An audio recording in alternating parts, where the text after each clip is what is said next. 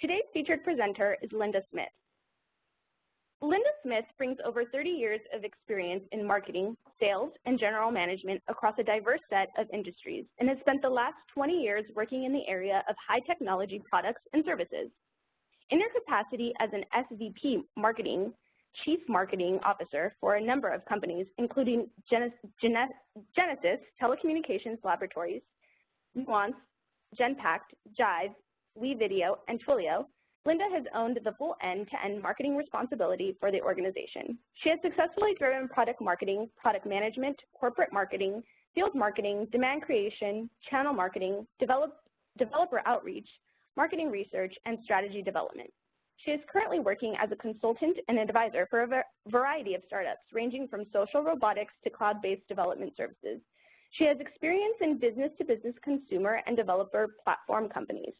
Her global background is extensive, with hands-on work with the U.S., Europe, India, China, and other major markets. Lynda has an undergraduate degree in liberal arts from Simpson College and an MBA from the Wharton School of Business at the University of Pennsylvania. She is on the faculty of Stanford University, where she serves as a lecturer in global entrepreneurial marketing in the engineering school and diverse programs or the Stanford Center for Professional Development. Her passion is what is happening in this next generation of marketing, where digital media and social networks are reshaping the discipline. Now I'd like to turn the floor over to Lynda. All right, great. Well, fantastic to be with all of you. And this is a really big topic.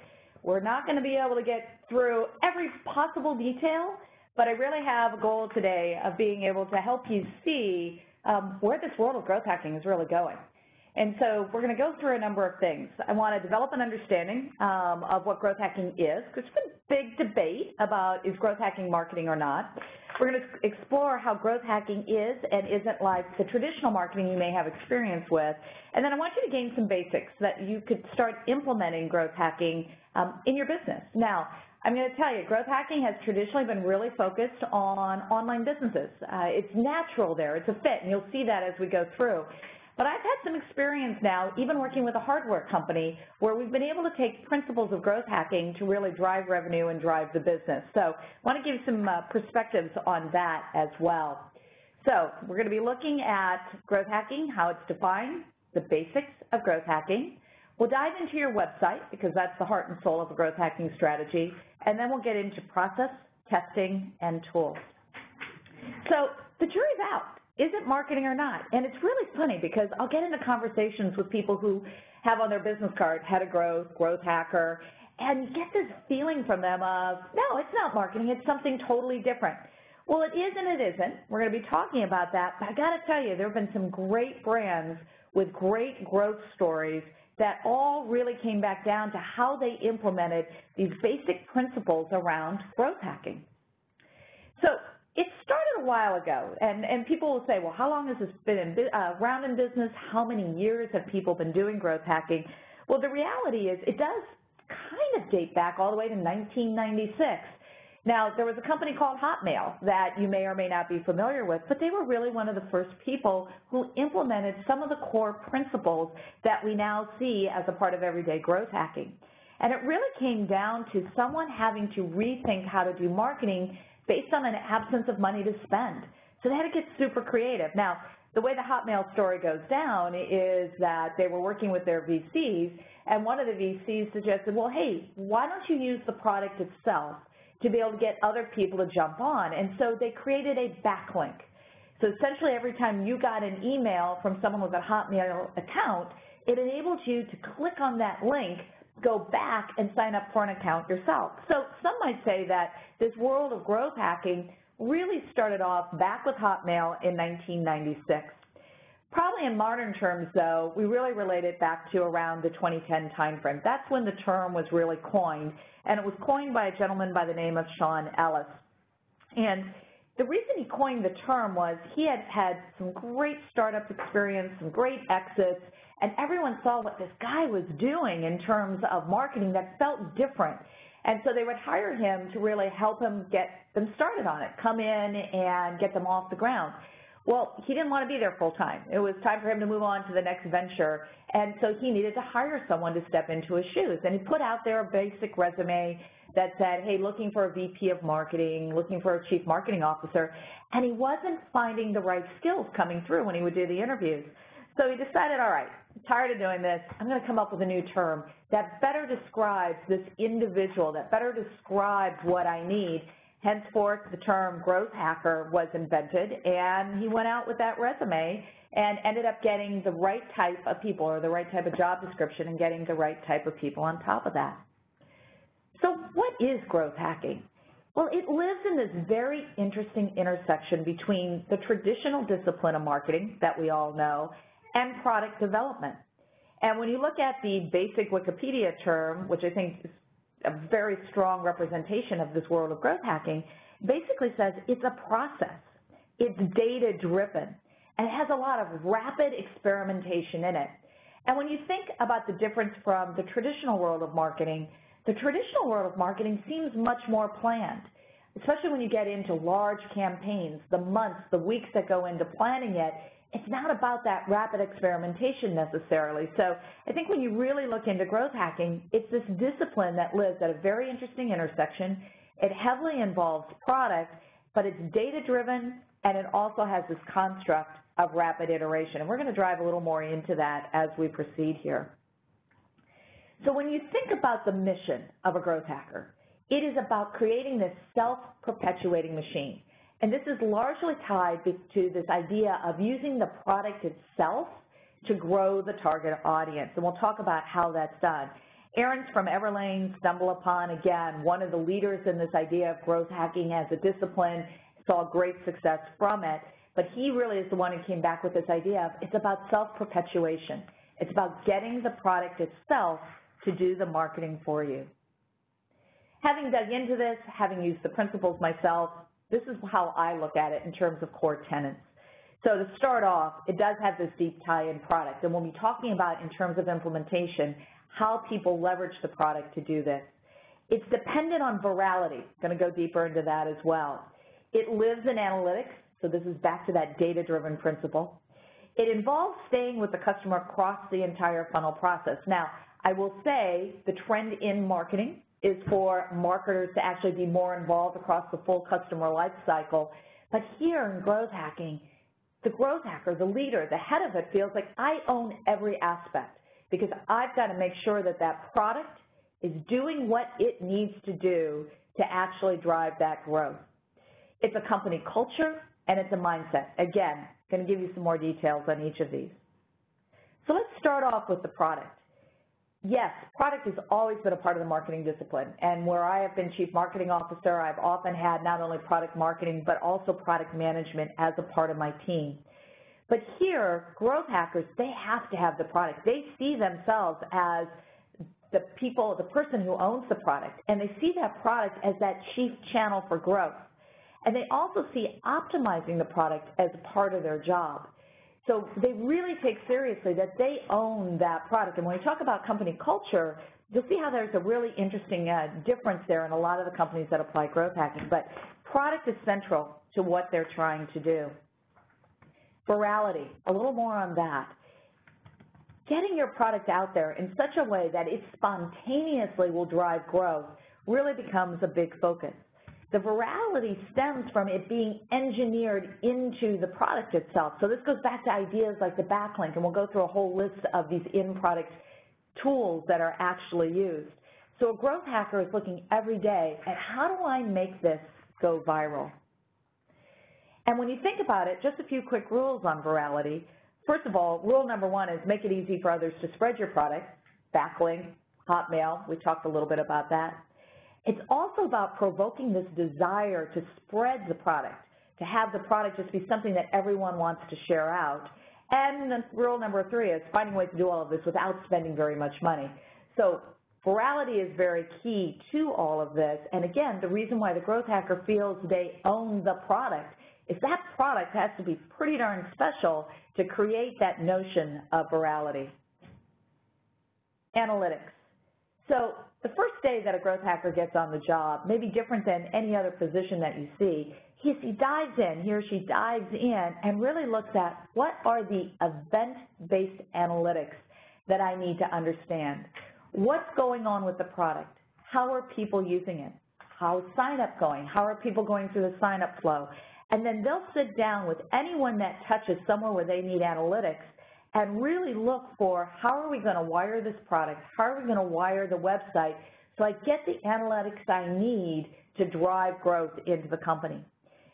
Part of the reason, and analytics, again, very important across all forms of marketing, but for the growth hacker, one, it keeps them honest because he really is going through and saying, yeah, let's look at where our success track record is, what worked, what didn't work, let's keep what worked, let's not dive any further into stuff that's not working. It allows the growth hacker to stack rank the to-dos because every day is about experimentation. Every day the growth hacker is waking up, looking at the numbers and saying, what are we going to try today to initiate more growth? It makes success repeatable because, again, you know what's worked and not worked, and also allows you to somewhat predict the future. So analytics, another one of the key thrusts in growth hacking. The funnel process. Again, in all marketing disciplines, we have a funnel. We're trying to drive people through that funnel.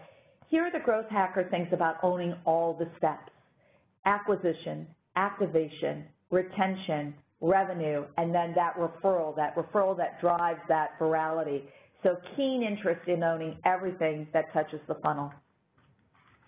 Company culture. Now this is the piece, so when I get into these discussions with friends who say, yep, I'm the head of growth, I'm a growth hacker, the thing that I have found is different about their companies from other companies is they are empowered from the top down to own anything that might get in the way of growth. So if you think about traditionally, marketing in an organization is a peer to other disciplines, the engineering discipline, the customer support discipline, the IT discipline, G&A, all the disciplines in the company, and that head, that CMO, that head of marketing is sitting at a table with their peers reporting into the CEO.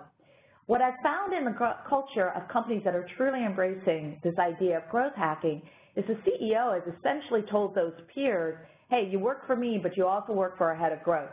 At any point in time, if our head of growth says you need to change something, do something differently, you've got to get out of the way and make it happen because that's the person who owns the numbers. That's the person that we've got to enable. So there's a different level of power, if you will, for that head of growth than you might find the head of marketing having in other companies. And then, as I said, it's a mindset. You know, it really comes down to when you talk to people who are passionate about being a growth hacker, what they think about is, hey, my job isn't marketing as you might know it. My job is driving growth. My job is owning the revenue number or the user number, and it's about doing it really fast because growth has to move quickly. So there's a different mindset that you might find in someone that considers themselves truly a growth hacker. If you're hiring for this head of growth, there are a few things that you really need to be looking for. This person has to be passionate about data. They have to love waking up every morning and living in the numbers and understanding how those numbers are shifting and changing over time. They're super curious about everything. They're poking at everything. They're poking at the product. They're poking at customer support. They're poking on anything that might change where those numbers are going. They're infinitely creative. They want to try all sorts of stuff, throw it up against the wall, see what sticks. They're obsessive. When it comes to, they've tried something and, yeah, it kind of worked, well, let's try it again, see if we can do it better. They're constantly trying to be that experimenter out there. And they live in the user experience because the only way you're going to get people to be raving fans, to spread that word of mouth, to drive that virality is if they're not only people who like what you've offered, but they care about enough of it, they care enough about it to actually be passionate and help you drive that growth. So what is different? I'll leave that up to you to decide if you think it's a completely different discipline or not. But I thought this Dilbert was pretty funny. What's your marketing strategy? Marketing's dead. I'm a growth hacker. We create product and market fit.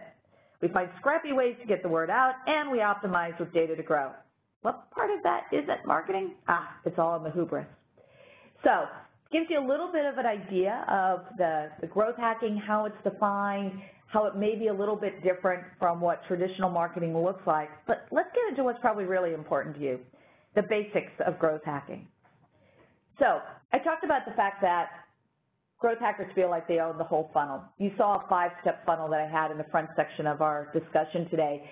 Here's a simplified version for the purposes of getting down to the basics. When you think about a growth hacking funnel, because so much of it is oriented to the website, it starts off with getting visitors into that funnel, visitors to that website.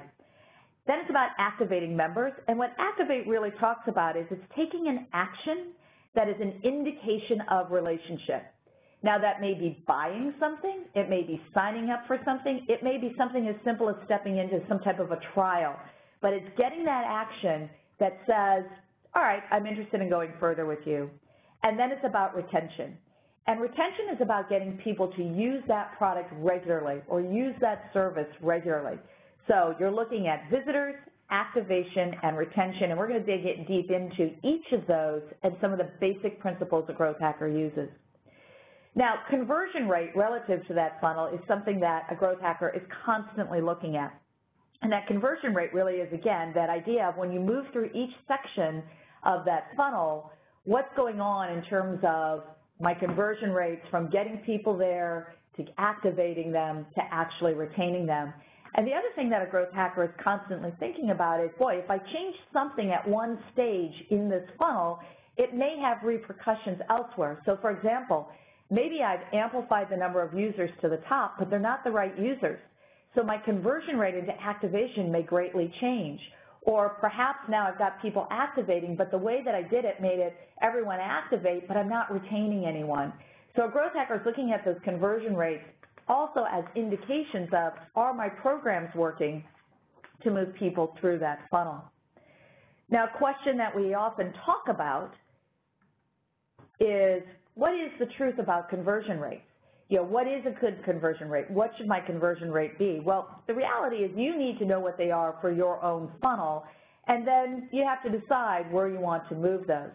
But if you're trying to get some idea from others, maybe in a like industry or have a like target customer, you can find some numbers out there to start you off. And some of those are the fact that they're just published. People will publish the type of conversion rates that they're seeing. You can also enter into the idea of a buddy system. As long as there's not competition, you'll find that a lot of growth hackers are really happy to share what numbers they're getting across that funnel.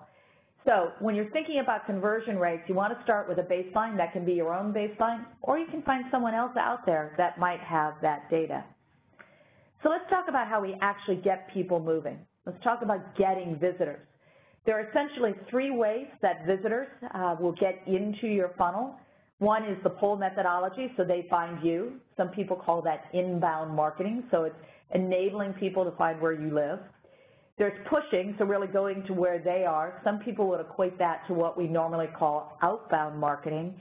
And then what's a little bit different, again, coming back to the idea of growth hacking, is how do I use the product itself to bring people to that top of the funnel?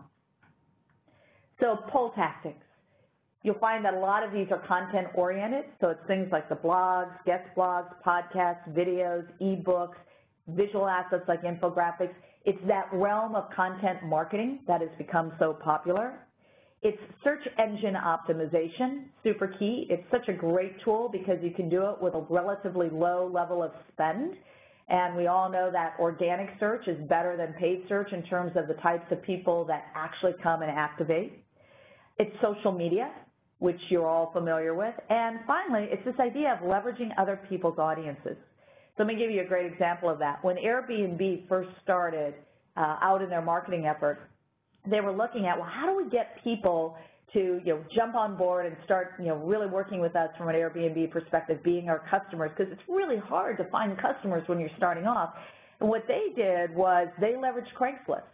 So whenever you would, in the very beginning days, you would say, yeah, I want to put my house up on, or my apartment or my room up on Airbnb, they would say, well, do you want us also to list it for you on Craigslist?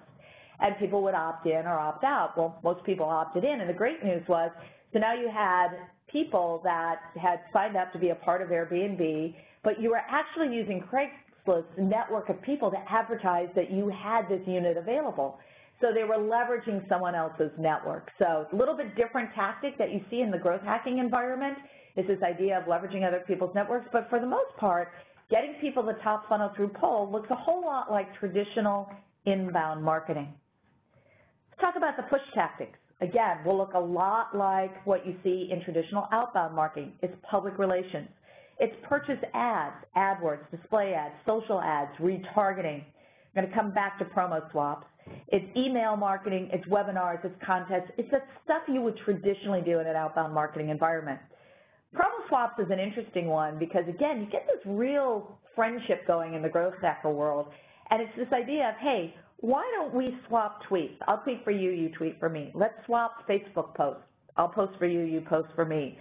We could even do something like a dedicated email swap. But it's this idea of working with other companies to jointly promote. Yep, you've seen that in marketing for years, but you really see it vibrant in the growth hacking world. And again, come back to creativity. Remember, one of the core principles here was the fact that we're looking for a way to market that doesn't take a lot of money, that's highly creative, that we can experiment rapidly on and see what works. All right, let's move into the one that I think is inherently different in the growth hacking world from what you have traditionally seen in other worlds. And it's this idea of in-product tactics. It's using the product itself, wiring the product itself to actually build up that network, to build up that customer base, to build up that virality. So let's look at what those are. One of the tactics is network invitations. How many times have you been in touch with a company and what they've come back to you and said is, hey, could we borrow your phone contacts? Could we use your email contacts? Could we use your social contacts to invite other people to come in and use this service or this product? In fact, probably most of you have touched LinkedIn at somewhere in your career.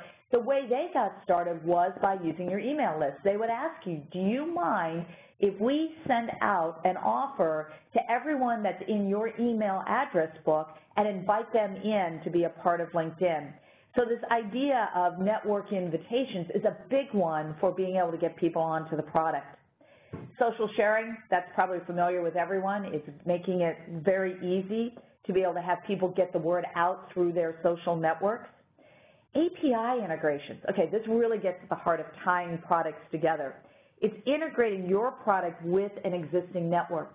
Again, as individuals, you've probably experienced this. For instance, if Spotify is something that you've used, they've actually used the Facebook Connect integration so that you can sign up using Facebook. So by using other people's APIs, you can leverage their networks. Now, there are pros and cons on that. You know, the pro is, wow, I get this whole new network I can leverage. The con is sometimes you'll tie your boat to someone else and they decide, okay, we're tired of having people tie their boat to us, and they'll shut down that ability to have that integration. But again, very product-centric way to do things. Backlinks. We talked about this in the Hotmail example, dating all the way back to the 1990s. By providing a link in your product that easily brings people back to the top of the funnel, back to the website, is a way to grow that audience. Incentives. Dropbox has been great about this. This idea of, hey, if you get someone to sign up, we'll give you additional storage free of charge. So building incentives into the product that helps people grow that virality. And then organic. That's the best of all worlds. Your product is so awesome that people want to share it out. So I've talked about this idea of virality quite a bit. So something else you need to have in your data store here is this idea of the viral coefficient, or what we also call the K value. This is where the magic happens. What this basically says is, I want to get every one of my users, of my customers, of my people that have signed up to be a part of this network, I want to get them to invite at least one additional person. If they invite more than one person, well, that's awesome, because now you've got virality and it's growing. And what you're looking for is a K value that is over 1. Now, that's not easy to do with all products or services. Basically, there you're betting that every one of the people out there is going to invite at least one additional person. But even getting something northward of 50 or 0.50 is awesome. So look at virality. Look at what you can get for your K value. So we've talked about how do we get customers, how do we get them to that top of the funnel. Let's talk about activation. And activation essentially falls into two buckets, two categories. There are in-product motivations and then external motivations. The in-product motivations include things like calls to action, getting people that once they've signed up to actually take that next step through a great CTA. We'll talk about CTAs as we talk about your website. Onboarding, giving a digital tour. Twitter has done a great job of this. People unfamiliar with the world of micro-messaging, getting them in, giving them a guided tour of what's going on in the product. Guided experiences. This is the idea of, okay, you've done X, now let's handhold and get you to do Y. So it's taking people through each step of onboarding onto that product. Gamification. Who doesn't like earning a little status? Who doesn't like getting that badge, that gold star? Not to mention the progress report. How many times have you gotten to kind of 80% of building a profile and they gamify you to wanting to get 85, getting 90%? Incentives and pricing strategies, getting to earn credits, getting to earn special options because you've done something. And then the idea of leaderboards, where they're right out there in the open and say, hey, this is how you compare with the other people that are onboarding and signing up. So really getting creative in how to get people beyond just showing interest, but actually activating, showing some level of interest in going further. And then on the external side, this ties back to a lot of what we've done in the traditional world of marketing, drip campaigns.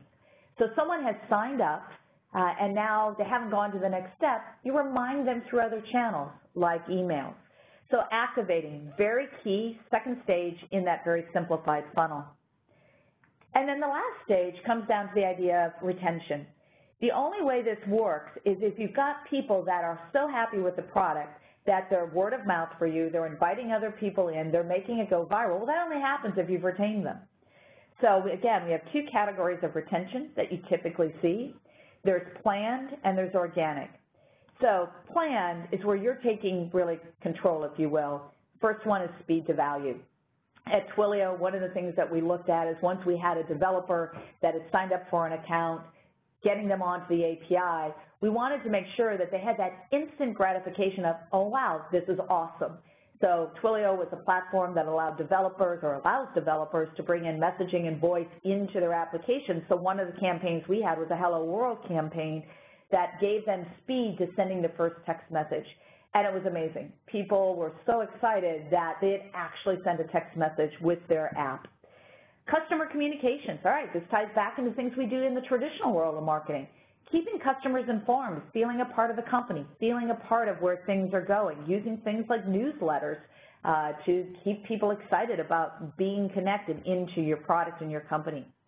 Top customer programs, rewards, T-shirts, whatever your customer base wants, having them be able to be a part of it, rewarding them with a customer program. Building a community. Sometimes it's as simple as people being able to leverage and connect and contact other people that are using your product or your service and giving them a community platform to do that. And then making them fans. Again, one of my memories of Twilio is, walking down the street, people seeing a Twilio t-shirt or my Twilio track jacket and saying, oh my God, we love Twilio. Well, boy, when you have raving fans, they're out there creating that virality by word of mouth for you. On the organic side, again, some of this is going to be very familiar to traditional marketing. The organic things that retain customers are things like cost of switching. If you've got a lot invested in getting started, getting set up, that's a high cost of switching, and likelihood is you're going to stay. Comfortable with the user experience. Wow, it's so easy to use. I just really can't think about using something else. And then the network effect. Even if maybe the product is not as great as what someone would want, the fact that everyone else is tied into it will help people retain. So those are your basics in terms of getting people to the top of the funnel, activating them, and retaining them.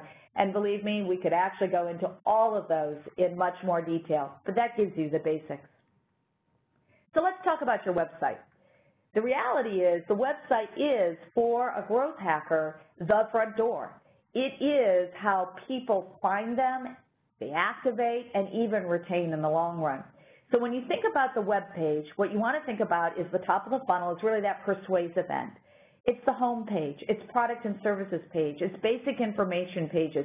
It's all of that content that sets up the value proposition and persuades people to take action. And then you think about the transactional end. Those pages on your website where the transaction actually occurs, where that activation actually occurs. Those can be forms. Those can be shopping carts. So as you're looking at your website, a new perspective. It's not just this very informational source. It's not just this pretty source. It's really about this persuasive end, my top of the funnel, and that transactional end that's getting people to activate. Now, going back to a difference from a growth hacker's perspective, they're thinking about how do I engineer these pages to drive more activation, to drive more signups. It's not about is it nice looking, is it not about is it great content just for content's sake. They're really engineering what's going on. So a few best practices to optimize your site, to get those activations you're looking for. First of all, no distractions. You know, you don't want people coming to the website and saying, oh, that's nice, let me wander over here, let me look over here. You want to get them to what you want them to do. Give them enough information that they immediately go, I got to sign up. Speed matters. When it comes to your website, if it takes a long time for things to load, and we all get enamored by Flash and design, if it takes a long time to load, you're going to lose people. We have very short-term memories. We have needs for immediate satisfaction, so speed matters. People value social proof. Get right out there on front. Who else is doing it? Who else like them is interested in the service or in the product? Think about every page as a home page. Wow, with all the things that link now to our website, someone may not hit that home page. They may actually come to another page. So make sure that that sign up, that activation call to action is there on every page.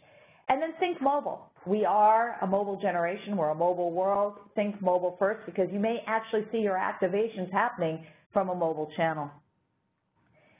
Talked about a moment ago this idea of CTA, calls to action. Great calls to action, give clear direction. Don't make visitors figure out what you want them to do. Don't get overly cute. Don't get overly creative. Make sure that it's clear that you want them to click here and sign up. Make the CTA obvious. The buttons need to stand out, and you'll laugh about, we spend a lot of time, is it a blue button, is it a red button, is it a gray button? The reason we spend time doing the A/B testing on that is based on your target audience, that could all be different, but make sure your button stands out for your target audience. And if you have a phone number involved, make it prominent. Don't make people go digging for it. So a few basics to how to make your growth hacking website really stand out. Now, final bit, testing. Told you that the growth hacker is constantly looking at the numbers. The growth hacker is constantly looking at what's working, what's not working. So what they're doing is a lot of A/B testing. So for those of you who have not been thrown into the world of A/B testing, and thank goodness we have some awesome software now that helps us do this, the idea is you get visitors to come into your website, but through automation, what you've been able to do is tee up a number of tests. So you can have a person come in, and what they see on your website is the control page, the standard page that you've had up there. But someone else coming in gets served up variation A, while another one gets served up variation B, and you can look at what's working. Are they hitting the buttons I want them to hit? Are they activating? Are they doing what I want them to do? And with that information, you're able to go back and revamp what you've got. What do you want to A/B test? Everything. It can be the product itself that you're A/B testing, but it's your calls to action, it's the content, it's the copy, it's the visual, it's the navigation, it's those forms that are the bottom of the funnel, it's ads, it's emails, it's pricing. Again, if you're a growth hacker, every day you're living to try something new, see what works, keep what works, and throw away what doesn't. And as I said, we today have some great tools that we can use to be able to do this constant A/B testing. And you'll find there are a number of them out there. Optimizely is one that I personally use. But basically, each of these tools does a great job of splitting that traffic. It sets the control mechanisms to ensure each visitor has a consistent experience rather than a random one, tracks the goals or the conversion rates for each variation, gets you some great tests, shows you statistical data so that every day you can try something new. And then a final comment on tools, analytics. I think all of us as marketers have gotten very familiar with general analytics, things that Google actually provides to us. In addition to that, every growth hacker is going to dive into event-based and people-based analytic tools because they have to understand what's going on through that website based on events, based on people's actions, not to mention also inside that product. All right, so 45 minutes. I know we want to leave time for Q&A. that has given you really kind of the basic world, if you will, of what growth hacking is, how do you implement a growth hacking strategy, how that is like and dislike what's going on in marketing, and then looking at process and tools. All right, let's jump into some questions. So the first question, Lynda, that we got submitted is, where has growth hacking been used for services opposed to products? And what is the most significant difference in applying growth hacking to services? Yeah, that's a great question. I think let me start off by answering it in terms of the online world versus the more traditional world. So when you think about growth hacking, everything I just walked you through, thinking about the website, it really has this bent to products and services that are actually online. What I have found is that there's some elements of this that we can really draw into services and products that are offered in an offline world. It's things like, really thinking about that whole life cycle of the customer and how marketing can be really engaged in it. It's about looking at analytics, but looking at them on a more daily basis so that it's not just a once-a-month type of report. It's looking at things like, diving deep into my product. Is my product what my market needs? And these are all very traditional things we look at marketing as marketing. But when you're thinking about it in this growth hacking mentality, there's this rapid fire experimentation that comes into it. Now, in terms of services, and when you think about products and services, when you think about services, I think of something like Dropbox actually as a service. It's a storage service. There's a product that's a part of it, but the reality is, to me as a consumer, it's a service. It's my storage service. So I think it's really diving into what your type of service is, and in fact, can you think about your service a little bit differently? I hope that answers that. I think that's great. So the next question we have here is, can you give some examples of recent companies that successfully used growth hacking and how they did it? Yeah, well, a lot of them are ones that you're very, very familiar with. It really comes down to any of the social platforms that we have participated in. You will find that they are using growth hacking as a large part of how they look at marketing.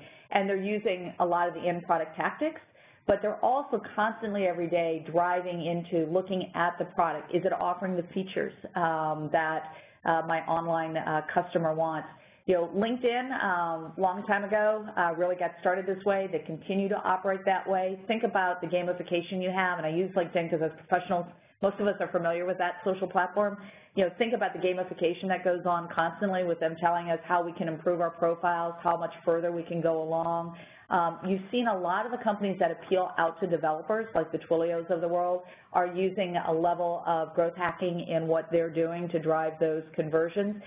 Actually, when you look back, one of the original slides that I had shared, Dropbox, Zynga, Groupon, Instagram, Pinterest, Twitter, Facebook, Evernote, AppSumo, StumbleUpon, Everlane, all of these companies have been very active in using the growth hacking construct.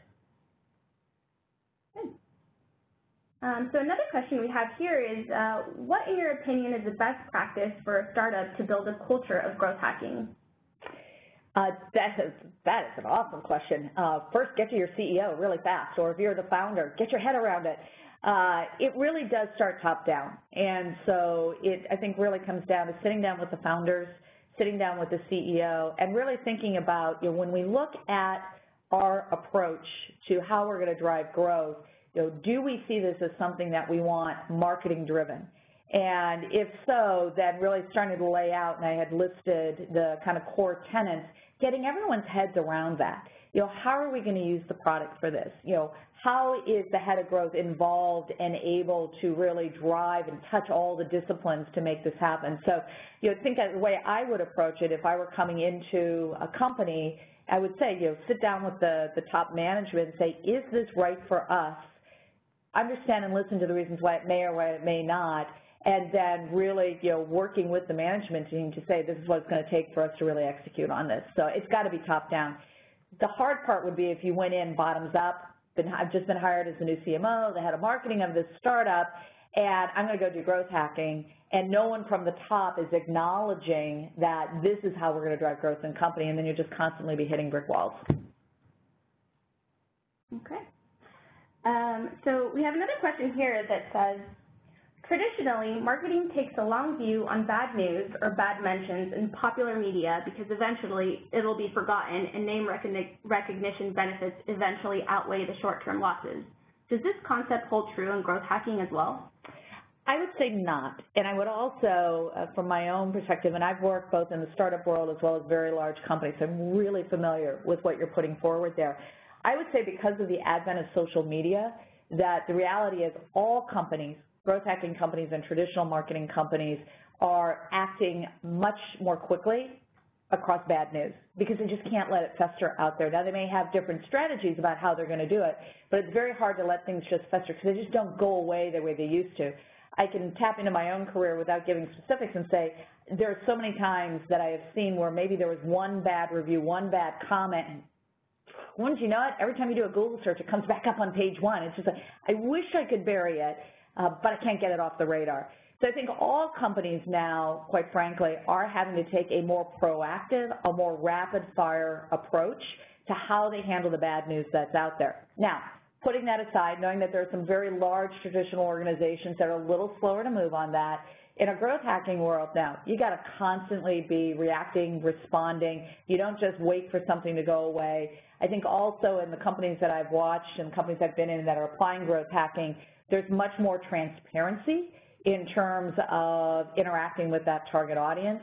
And I think also there's a new bar that as we look at millennials and younger Gen Xers versus Gen Xers and baby boomers, there's a different bar that's also being given to us by our target audience that says, hey, be transparent, be rapid, make sure you're connecting with me on good and the bad, or I'm going somewhere else. So I think there's a major shift that's going on now in the world of marketing, and definitely in growth hacking, you address things fast, you move, and you get on to the next thing. Love that question. Good question. So we have a few people actually asking something relating to how the role of a product and marketing teams are now changed with a growth hacker, and how they are also not, how are they thinking about growth together and how they play a part. Yeah, and so this comes back to that company culture model I was talking about. In a more traditional environment, what I would say is, if there was a product issue, if you had noticed as the head of marketing and you didn't own product management, if you notice that there's a product issue that is preventing you from moving forward, getting more users, having customers who are negative, you would really have to sit down with your peer and have this discussion around, hey, I see these problems, I'd like to share them with you, let's work together to find a solution, and depending on the roadmap, depending on the process that was being used on product development, it may or may not happen in a period of time. In the growth hacking model, the pure, true growth hacking model, I wouldn't have to have that side-by-side conversation. Instead, I would be empowered to go to engineering or go to the product management team and say, all right, we've lost 15% on our conversion rates because of X. When are you going to have it changed? So there's a different mentality there from a cultural perspective and what you own if you're in real growth hacking. Now, companies will do hybrid models. Essentially one of the companies that I'm working with right now, we have that hybrid model. The way we've augmented there to make sure that we get what we need to change in the product is it really comes down to everyone understands that growth is the number one objective.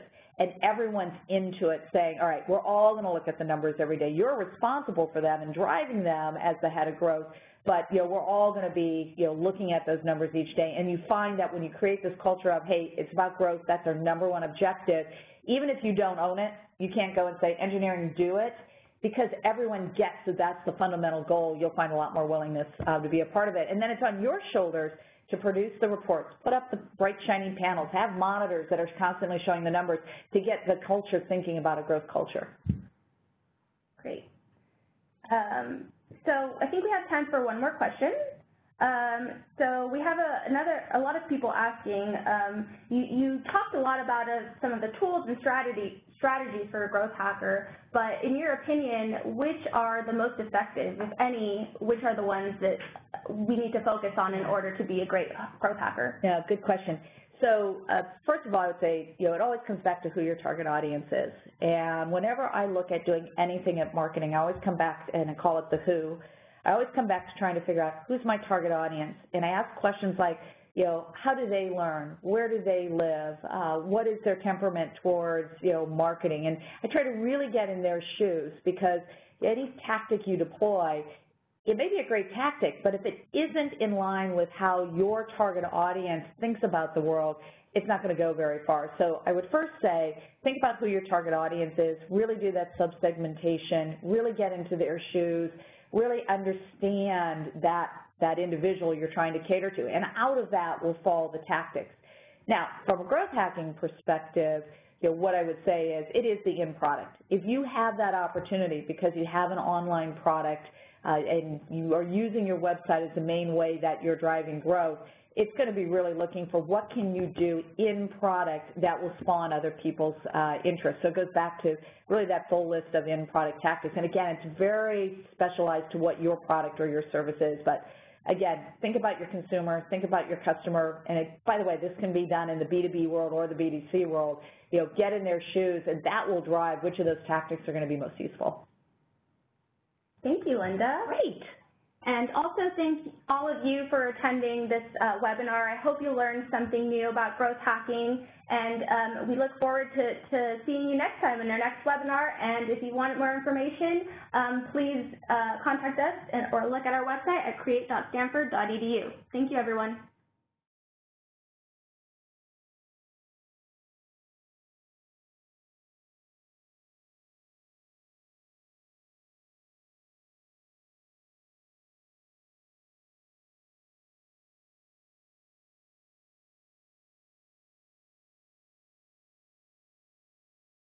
Today's featured presenter is Lynda Smith. Lynda Smith brings over 30 years of experience in marketing, sales, and general management across a diverse set of industries, and has spent the last 20 years working in the area of high technology products and services. In her capacity as an SVP Marketing, Chief Marketing Officer for a number of companies, including Genesis Telecommunications Laboratories, Nuance, Genpact, Jive, WeVideo, and Twilio, Lynda has owned the full end-to-end marketing responsibility for the organization. She has successfully driven product marketing, product management, corporate marketing, field marketing, demand creation, channel marketing, developer outreach, marketing research, and strategy development. She is currently working as a consultant and advisor for a variety of startups, ranging from social robotics to cloud-based development services. She has experience in business-to-business consumer and developer platform companies. Her global background is extensive, with hands-on work with the U.S. so that you could start implementing growth hacking in your business. Now, I'm going to tell you, growth hacking has traditionally been really focused on online businesses. It's natural there. It's a fit, and you'll see that as we go through. But I've had some experience now, even working with a hardware company, where we've been able to take principles of growth hacking to really drive revenue and drive the business. So I want to give some perspectives on that as well. So we're going to be looking at growth hacking, how it's defined, the basics of growth hacking. We'll dive into your website, because that's the heart and soul of a growth hacking strategy, and then we'll get into process, testing, and tools. So the jury's out. Is it marketing or not? And it's really funny, because I'll get into conversations with people who have on their business card, head of growth, growth hacker, and you get this feeling from them of, no, it's not marketing, it's something totally different. Well, it is and it isn't. We're going to be talking about that, but I got to tell you, there have been some great brands with great growth stories that all really came back down to how they implemented these basic principles around growth hacking. So it started a while ago, and people will say, well, how long has this been around in business? Europe, India, China, and other major markets. Lynda has an undergraduate degree in liberal arts from Simpson College and an MBA from the Wharton School of Business at the University of Pennsylvania. She is on the faculty of Stanford University, where she serves as a lecturer in global entrepreneurial marketing in the engineering school and diverse programs for the Stanford Center for Professional Development. Her passion is what is happening in this next generation of marketing, where digital media and social networks are reshaping the discipline. Now I'd like to turn the floor over to Lynda. All right, great. Well, fantastic to be with all of you. And this is a really big topic. We're not going to be able to get through every possible detail, but I really have a goal today of being able to help you see where this world of growth hacking is really going. And so we're going to go through a number of things. I want to develop an understanding of what growth hacking is, because there's been a big debate about is growth hacking marketing or not. We're going to explore how growth hacking is and isn't like the traditional marketing you may have experience with. And then I want you to gain some great startup experience, some great exits, and everyone saw what this guy was doing in terms of marketing that felt different. And so they would hire him to really help him get them started on it, come in and get them off the ground. Well, he didn't want to be there full time. It was time for him to move on to the next venture, and so he needed to hire someone to step into his shoes. And he put out there a basic resume that said, hey, looking for a VP of marketing, looking for a chief marketing officer, and he wasn't finding the right skills coming through when he would do the interviews. So he decided, all right, I'm tired of doing this. I'm going to come up with a new term that better describes this individual, that better describes what I need. Henceforth, the term growth hacker was invented, and he went out with that resume and ended up getting the right type of people or the right type of job description and getting the right type of people on top of that. So what is growth hacking?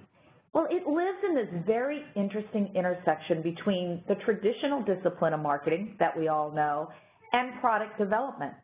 And when you look at the basic Wikipedia term, which I think is a very strong representation of this world of growth hacking, based on how many years have people been doing growth hacking, well, the reality is it does kind of date back all the way to 1996. Now, there was a company called Hotmail that you may or may not be familiar with, but they were really one of the first people who implemented some of the core principles that we now see as a part of everyday growth hacking.